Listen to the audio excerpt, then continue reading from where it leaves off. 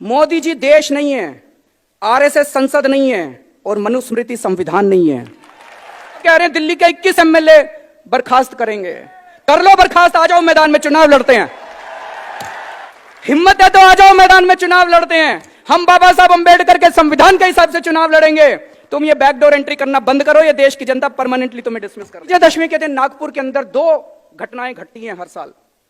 RSS के headquarter के अंदर शस्त्र पूजा होती है और नागपुर के अंदर भारी तादाद में पूरे देश से, दलित समाज से लोग इकट्ठे होते हैं और बाबा साहब अंबेडकर को याद करते हैं जिस दिन उन्होंने अपना धर्म परिवर्तन किया था। और 2 साल से मात्र चंद लोग जो आरएसएस के हेडक्वार्टर में शस्त्र पूजा करने के लिए इकट्ठे होते हैं, उसका दूरदर्शन लाइव टेलीकास्ट करता है। लेकिन लाखों दलित जो बाहर मैदान के अंदर, नागपुर के अंदर इकट्ठे होते हैं अपने बाबा साहब अंबेडकर को याद करने के लिए, उनका दूरदर्शन लाइव टेलीकास्ट नहीं करता है। अभी आप सबने एनसीईआरटी सुना होगा, national council for educational research and training. NCERT उसकी जो राष्ट्रीय परिषद है, उस राष्ट्रीय परिषद के जो चेयरमैन है वो यूनियन एचआरडी मिनिस्टर होती हैं, स्मृति ईरानी जी उसकी चेयरपर्सन है। और उसके जो मेंबर होते हैं वो देश के जितने राज्य हैं, हर राज्य का शिक्षा मंत्री उसका मेंबर होता है। अभी पिछले हफ्ते उनकी मीटिंग हुई। मनीष सिसोदिया जी दिल्ली के शिक्षा मंत्री हैं, इनको वहां जाने का मौका मिला। ये वहां गए और लौटने के बाद ये पूरा किस्सा मुझे बता रहे थे कि उस मीटिंग में क्या हुआ। एनसीईआरटी की मीटिंग में इन्होंने बताया 5 मिनट, पहले 5 मिनट में जो उनका फॉर्मल एजेंडा था वो पूरा कर लिया और उसके बाद चर्चा शुरू हुई। उसमें कई बीजेपी शासित राज्यों के भी शिक्षा मंत्री थे। चर्चा शुरू हुई कि सावरकर को स्कूलों के सिलेबस में लाया जाना चाहिए कि नहीं लाया जाना चाहिए। मनीष ने उसका विरोध किया।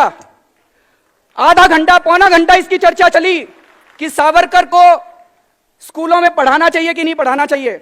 जब मनीष ने विरोध किया, उनको लगा बाहर बात फैल जाएगी, तो स्मृति जी कहते हैं नहीं नहीं, इसको बात को यहीं खत्म करते हैं, हम नई शिक्षा नीति बना रहे हैं, उसमें डाल देंगे इसको, बाद में आपको बताएंगे इसके बारे में। मैं आज मनीष सिसोदिया से अपील करना चाहता हूं, उन लोगों को सावरकर पढ़ाने दो, आप दिल्ली के सारे स्कूलों में अंबेडकर साहब को पढ़ाइए।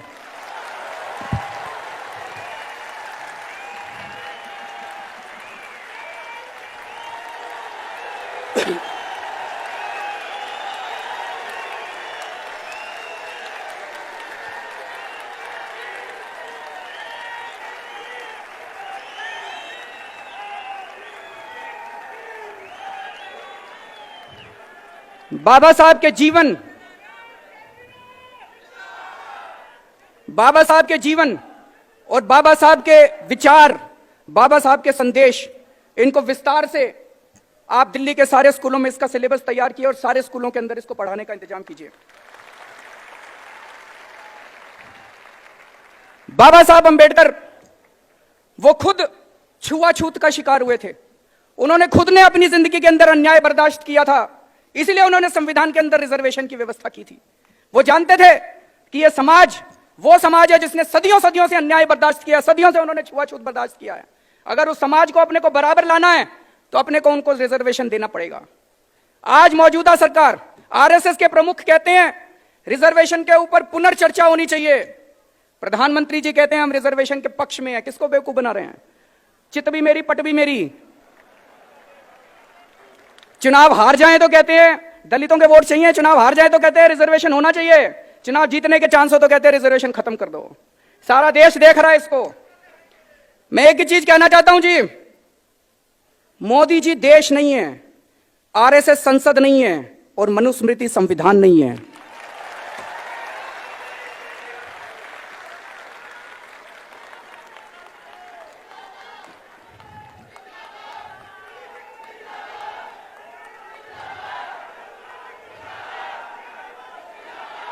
आज ये देश कौन से संविधान से चलाने की कोशिश की जा रही है? बाबा साहब अंबेडकर के संविधान से या मनुस्मृति के संविधान से? हम ये बर्दाश्त नहीं करने वाले, ये देश ये बर्दाश्त नहीं करने वाला। बहुत सालों के संघर्ष के बाद, बहुत सालों की लड़ाई के बाद आजादी मिली थी और आजादी के बाद बाबा साहब अंबेडकर ने हमें यह संविधान दिया है। इस संविधान के लिए हम अपनी जान की बाजी लगा देंगे, लेकिन इस संविधान के विरुद्ध कोई काम नहीं होने देंगे। आज इन्होंने संविधान के परखच्चे उड़ा रखे हैं। इन्होंने अरुणाचल के प्रदेश के अंदर सरकार तोड़ दी, खरीद लिए, सरकार तोड़ दी, सरकार गिरा दी। बाबा साहब अंबेडकर का संविधान तो ये नहीं कहता। बाबा साहब अम्बेडकर संविधान कहते चुनाव लड़ो, जीत के आओ। चुनाव लड़ने की ताकत नहीं बची अब सरकारें तोड़ेंगे, सरकारें गिराएंगे। अरुणाचल प्रदेश की सरकार तोड़ दी, उत्तर प्रदेश की सरकार तोड़ दी, अब कह रहे हैं दिल्ली के 21 एमएलए बर्खास्त करेंगे। कर लो बर्खास्त, आ जाओ मैदान में, चुनाव लड़ते हैं। हिम्मत है तो आ जाओ मैदान में, चुनाव लड़ते हैं। हम बाबा साहब अम्बेडकर के संविधान के हिसाब से चुनाव लड़ेंगे। तुम ये बैकडोर एंट्री करना बंद करो, ये देश की जनता परमानेंटली तुम्हें डिसमिस कर देगी। दिल्ली के अंदर चुनी हुई सरकार है,